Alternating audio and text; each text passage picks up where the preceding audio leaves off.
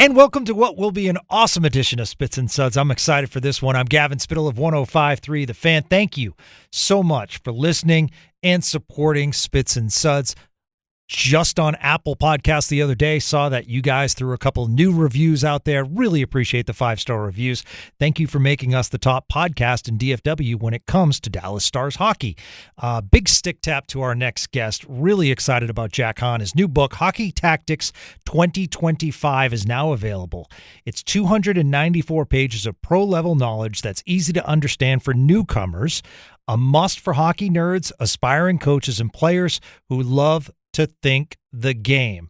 And Jack puts out a new book of hockey tactics each year. You can follow him on Twitter/X at JHANHKY. And that's also his Substack, as well as he always puts out different analytics to follow and what you should look for. So similar to what we say as far as promoting Sean Shapiro or David Castillo's Substack or Robert Tiffin at starsthoughts.com. Always great to support our guests. Jack, thanks so much for joining us. No problem. Happy to be here. Yeah. So, okay.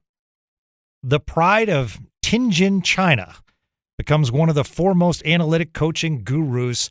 I wanted to ask you a little bit trivia. Did you know the origins of ice hockey in Tianjin dates back to 1905, and Tianjin University formed a team called the Polar Bears in 1925? Did you know that stat?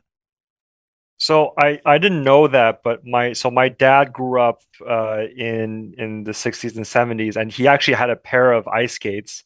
Though he never learned how to skate, so he ended up selling that pair of skates. So, but I was the first person in my entire family to really play hockey or really care much about it. Wow. All right. So, being of Chinese origin, has there been ever any talk, because you have some great coaching experience, about going back to China and coaching there? So I was offered a position with the national team a couple of years ago by their head coach. However, at the time, we just moved back to Montreal, which is where I grew up, and we just had a baby. So it wasn't really a good time for me to leave home and centralize with the team. Maybe some point down the road, but it's right now I work a lot with major junior players who are looking to get into the NHL. I'm working with a European pro team right now, so I've got my plate full at the moment. But perhaps I do consider myself more of a Canadian, having spent 30 of my 36 years in Canada. But I still have a lot of family in China, and perhaps it's something I'll do at some point. And talk about your journey from China to Canada and how you got into hockey. Yeah, so we immigrated to Montreal, Canada, when I was 6 years old.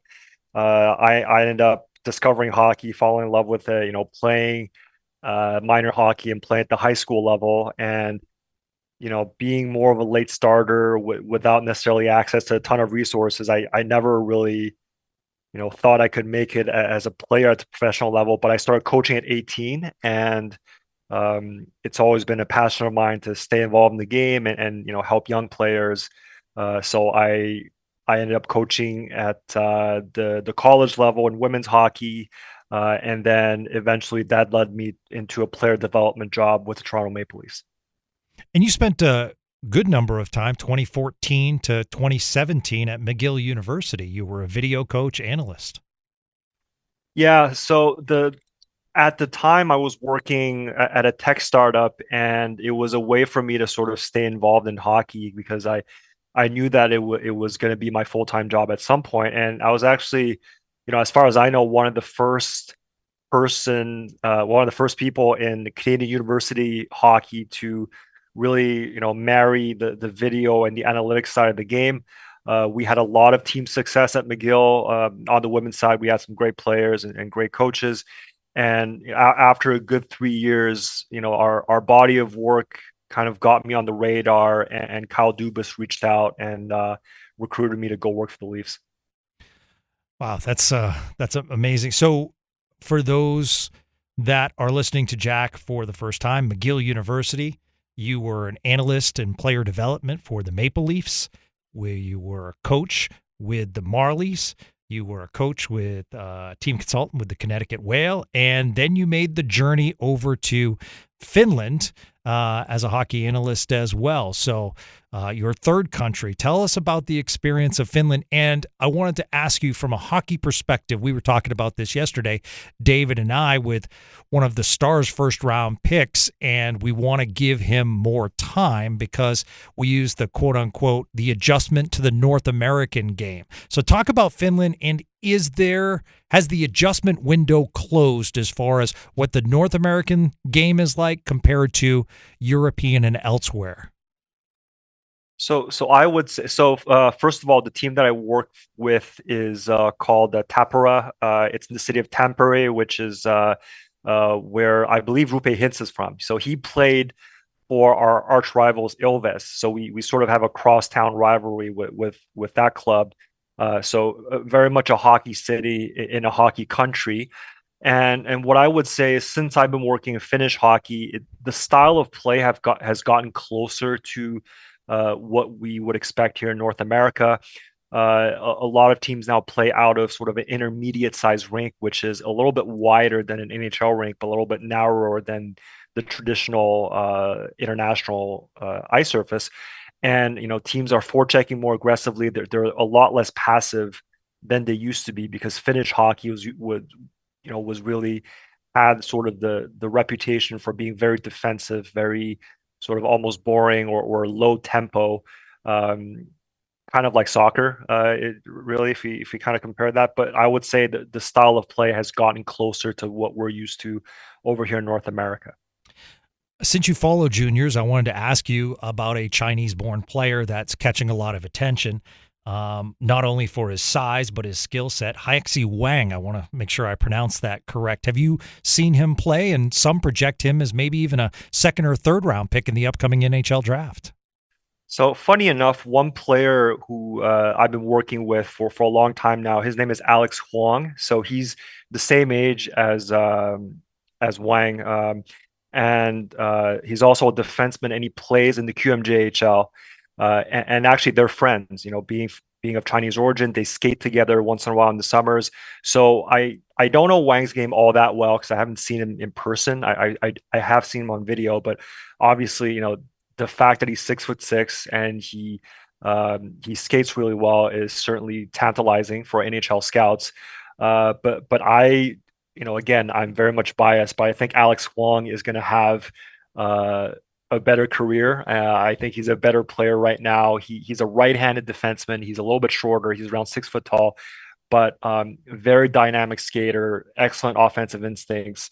And I think, as his game rounds into form, he's going to be a really solid shutdown defender as well. So another name to look out for. If you're somebody of Chinese origins looking for role models, like now is a great time to get into hockey, and that's something that I think is many years in the making. Let's start from the beginning. You mentioned junior hockey, and a lot of times we'll mention the Western League or the Ontario Hockey League or the Quebec Junior Hockey League. Tell us some of the differences as far as style between these leagues. And once again, similar to Euro compared to North American, has that gap shrunk as well? Because I remember some people saying, well, I don't know if he's tough enough because he plays in the Quebec League. And I think that narrative is pretty much gone, correct? I would say so. And I think one of the really underrated factors in sort of, the rest of the world, or, different parts of the world sort of catching up to each other, is the availability of video. So one parallel I would make is maybe, when I was growing up, it was very difficult for coaches or scouts to get good video footage of a player who's outside of your immediate geographic area, right? And I remember when I was growing up, like N1 mixtape in basketball was Yeah. huge, and it was the first time where you actually kind of got to see players who didn't grow up near you, and then what that sort of facilitated was, you can be in Texas, you can be in Quebec, you can be in Ontario, you can be in Vancouver. You could see like who the best were, even if they weren't playing, let's say at the NBA level just yet, or they weren't going to play in the NBA. And now you go on YouTube, you have Instat, you have Sport Logic, you have lots of different video programs. So if you're a coach in the QMJHL, you can very easily study how teams play in the Western League, or even over in Finland or in the USHL. So I would say that if a team or a player shows something really special, then very quickly other athletes or other teams are able to copy those things, and ultimately that makes everybody improve at a faster rate. I was talking to an assistant GM once, and I asked him simply about plus minus. And I find it interesting that plus minus, many say, and he said that's a good starting point as far as hockey analytics, but you have to do a deeper dive. And that said, now in the NBA, it just seems like plus minus, on the court compared to off the court is an analytic that's being thrown around a lot. So tell me about plus minus. And the reason I say that is because our Spits and Suds listeners, when we look, on NHL.com, the plus minus is the stat that a lot of people look at. So is that true that it's just a beginning analytic at this point? So it's funny because for maybe more casual fans or folks who are newer to the sport, you sort of gravitate toward what's easy to find, in the box score. And, right now, if you look at any box score, whether it's over the course of, one single game or over the course of a season, plus minus is something that's featured pretty prominently across any kind of site. Yep. And one of the problems I have with plus minus is that it makes a few assumptions which don't make a whole lot of sense. Okay. Because ultimately, what you're looking for is you want to understand, okay, well, if a player is on the ice, obviously it is a team being outscored or outscored, right? Like that's a pretty simple way to look at it. And I would say there's a lot of validity to that. However, what plus minus also includes are if your team is up, let's say on the power play, and you're playing 5-on-4, you don't get a plus if your team scores, but you do get a minus if you allow a shorthanded goal against, right? And also, if your team is playing with an extra attacker, so if your goalie leaves for an extra skater, if you score, you get a +1, but if you get scored on, you get a -1. So what happens is, plus minus is, again, there's some information, some useful information there, but also it conflates a few things that don't quite make sense. So if I look at very quickly here, the plus minus for the Dallas Stars, for example. So right now, Esa Lindell is first on a team with a +32, which is excellent, right? But the thing with Esa Lindell is he's a player who usually doesn't play on the power play, and he's a player who typically defends empty net situations as opposed to playing at 6-on-5. So what that means is out of those +32, he's going to get a few pluses if Dallas scores shorthanded, even though he doesn't get a minus if they get scored on. And also, teams that pull the goalie, they tend to get outscored. So he's probably got a few pluses in there that happened just because, somebody else shot the puck into an empty net. So again, +32 is an excellent mark, and there's certainly some signal there, but there's also some noise. And that's why sort of a more sophisticated way to look at it is simply looking at 5-on-5 goal differential, because it filters out some of the noise or some of sort of the unfairness behind that metric. The other stat that's now pretty clear when you look at the standings is goal differential. How much do you put into that as far as a team? I think if you kind of have a good 20, 30, 40 game sample, then it does tell you a lot, because certain teams, they outscore by shooting the puck a lot more than the opposition, right? Like they create shots, they get it back, and then eventually the puck goes in. Certain teams, maybe they don't necessarily outshoot the other team, but they're able to simply get the puck into the net, right? Maybe they have a really good top line, or they have good shooters, or their power play is really good.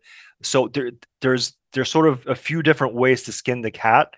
And at this point in the season, now that we're like 70 games in, the teams that have the best goal differentials they're going to be your cup contenders for the most part.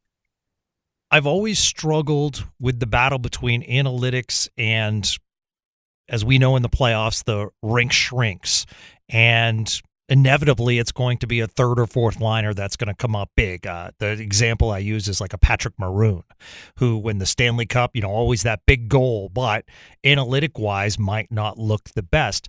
As a former coach, how do you balance that as far as a guy that doesn't necessarily look great on the analytics sheet, but he's a good room guy and he'll come up big. He's physical, doesn't mind dropping the mitts.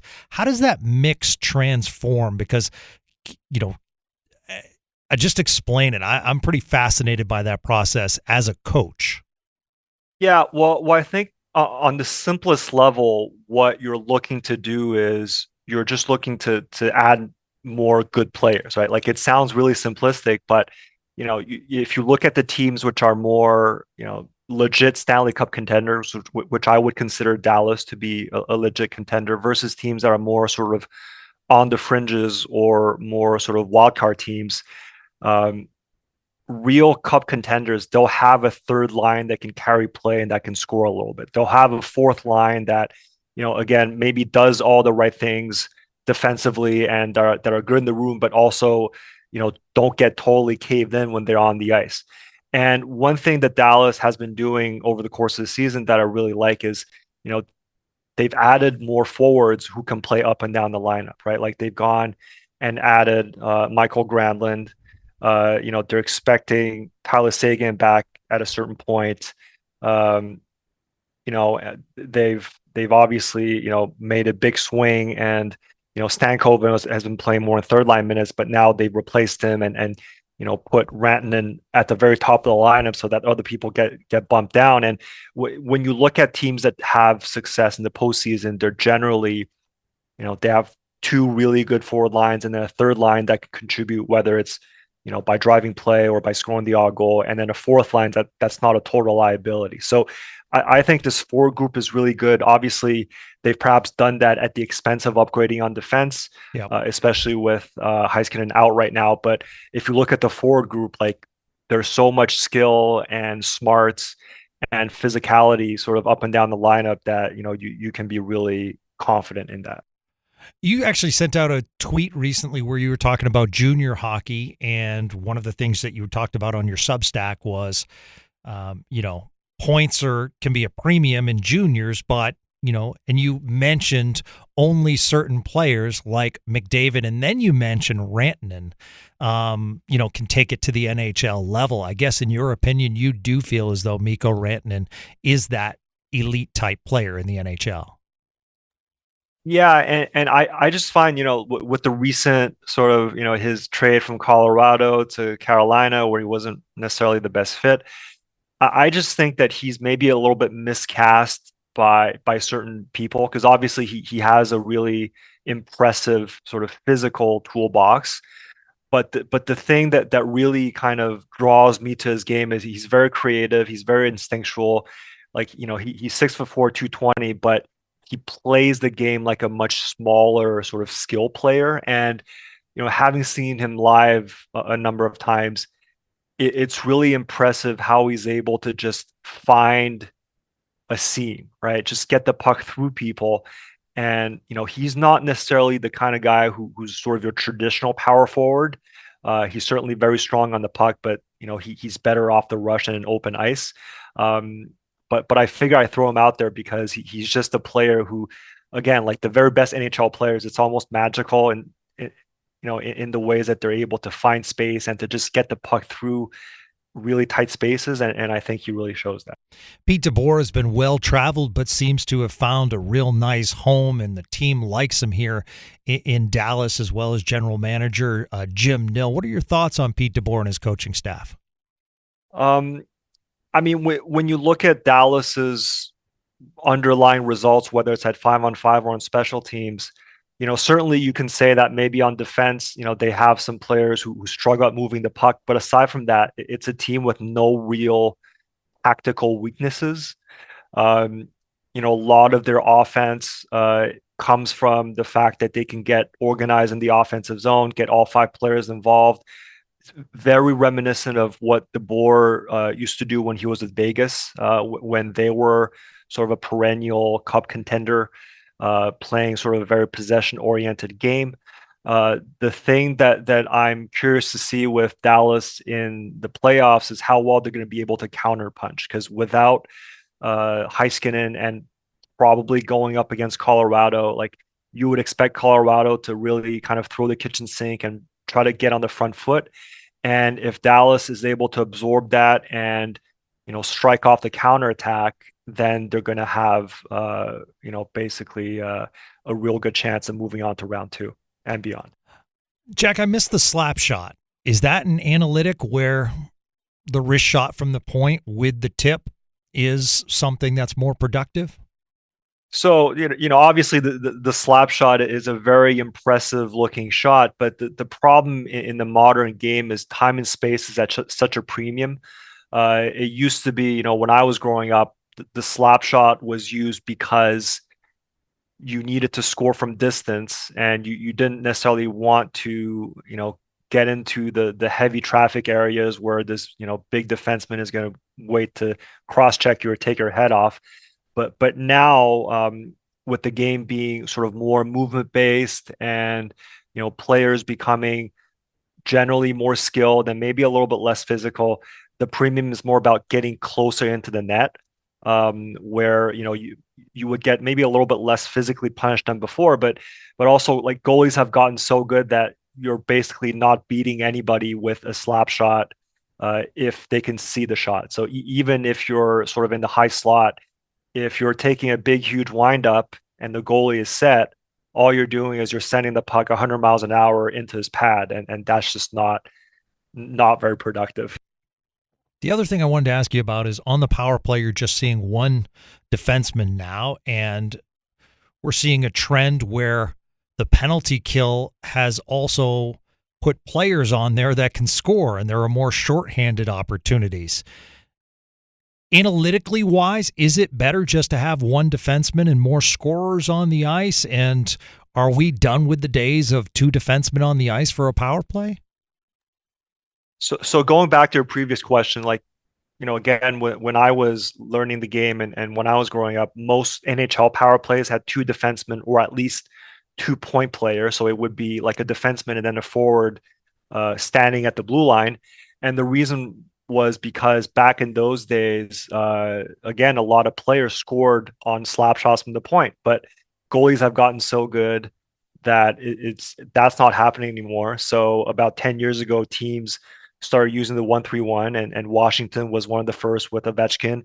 And the move to sort of a 1-3-1 umbrella with only one defenseman up top is that it frees up a guy like Ovechkin to play a little bit lower, sort of in his office, right? And of course, the disadvantage of that is that lone defenseman, he can get isolated, and if you have two good penalty killing forwards, then perhaps they can go in on 2-on-1 and have a decent chance of scoring shorthanded. So if Dallas goes all the way to the Stanley Cup Finals this year, which I think they have a fair shot of doing that, they may meet a team like the Tampa Bay Lightning or the Florida Panthers, and both of those teams have some of the best PKs in the entire league, because Florida has Sasha Barkov and Sam Reinhart as their first PK pair, and then Tampa has Anthony Cirelli and Brandon Hagel, and those players, they're all really good at forcing turnovers and then creating those shorthand 2-on-1s.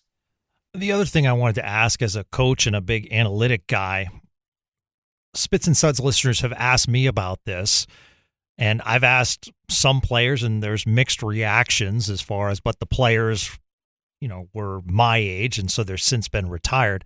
The drop back pass on the power play, so basically, gets to center of the ice and then either turns or just puts it back to an oncoming, and I know it creates speed, but I guess my biggest thing is can't they just enter the zone themselves, or doesn't the defense have a time to react? Okay, the puck's going back, so now we can recenter.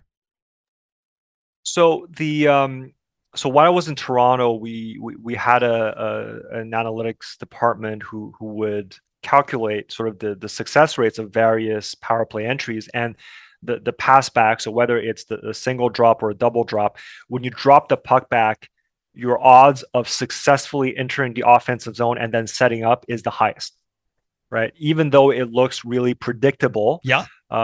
it's still quite effective at allowing you to enter the zone and setting up your preferred power play scheme. And the reason for that is because as soon as there's a pass back, it forces the PKers to sort of set.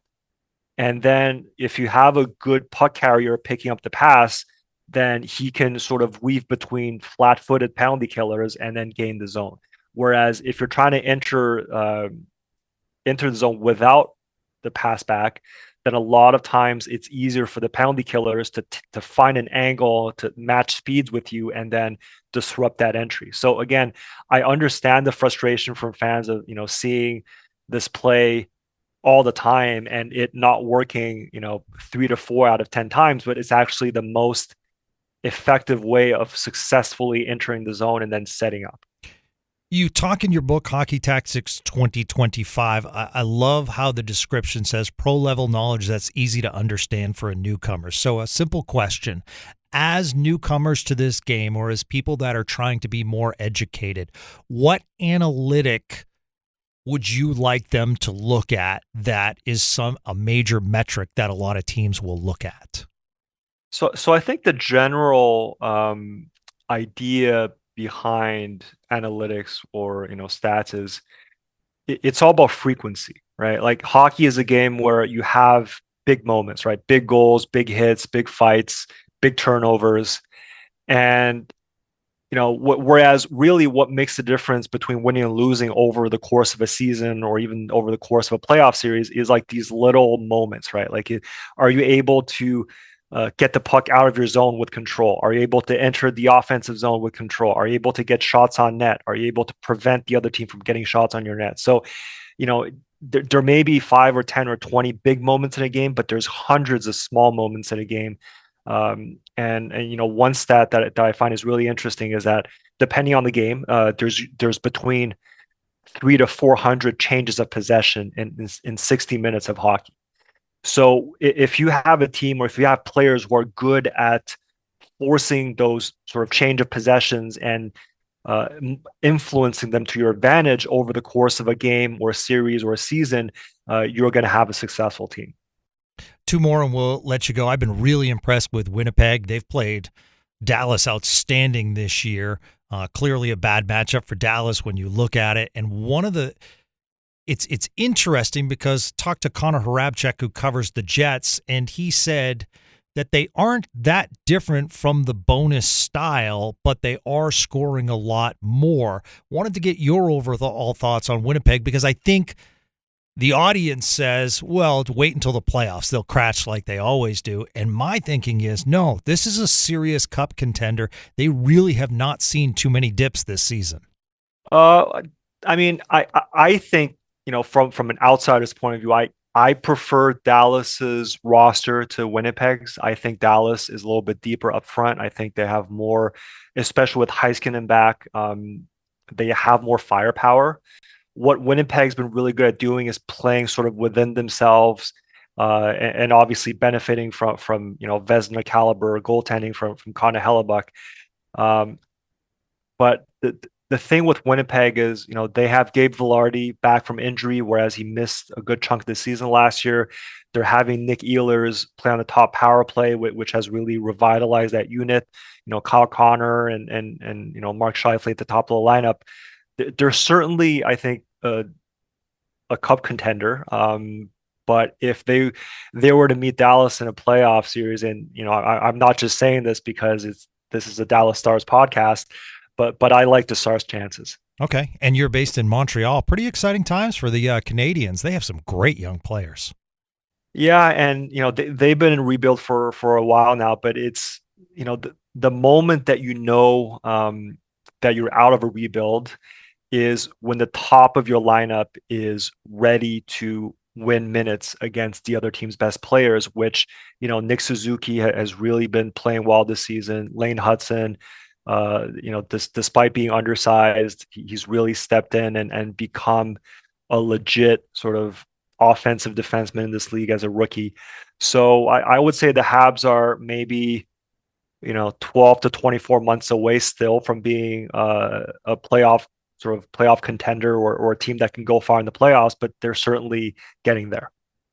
And in the book, Hockey Tactics 2025, you do a lot for aspiring coaches. And I wanted to ask you, as an assistant coach at the second highest level of the North American game, and then working with the Toronto Maple Leafs, the role as an assistant coach, because obviously the head coach is there.